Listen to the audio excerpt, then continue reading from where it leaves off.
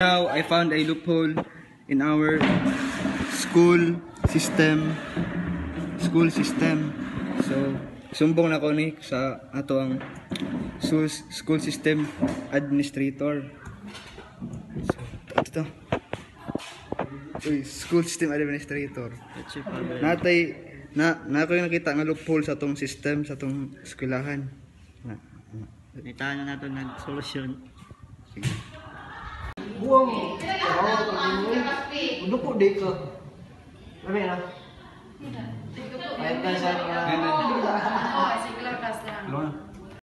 So napakita nga scenario nga 1 mang katong scientist is nag-fail siya o give o credit or give acknowledge sa iyang gihang nga programmer, which is ang programmer ang nag-develop sa iyang theory. So that was unethical na buhaton para sa atong kung nga nag-develop og tabang sa atong idea. So dapat mag-give the credit pud sa tabang sa to, dili kay ato lang isolo ang praise nga atong nadawat. So mao to no, sa atong scenario nga ikalima is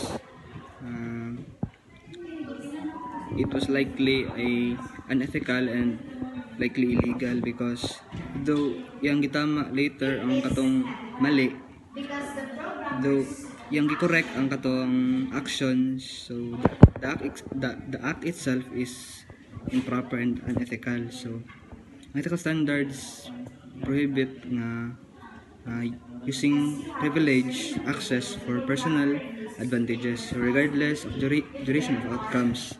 So biskan pag kanang bawal jud ang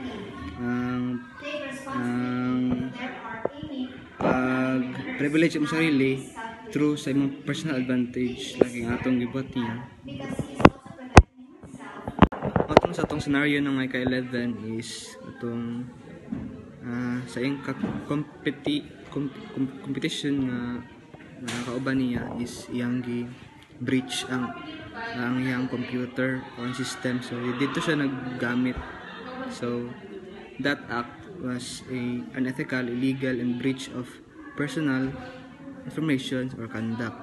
So mao to siya is mao to ang ka-cause of unauthorized access, kay wala siya nanangit sa iyang compete niya nga dito siya yung gamiton to niya tong sa iyang kauban nga compete niya nga system or laptop. So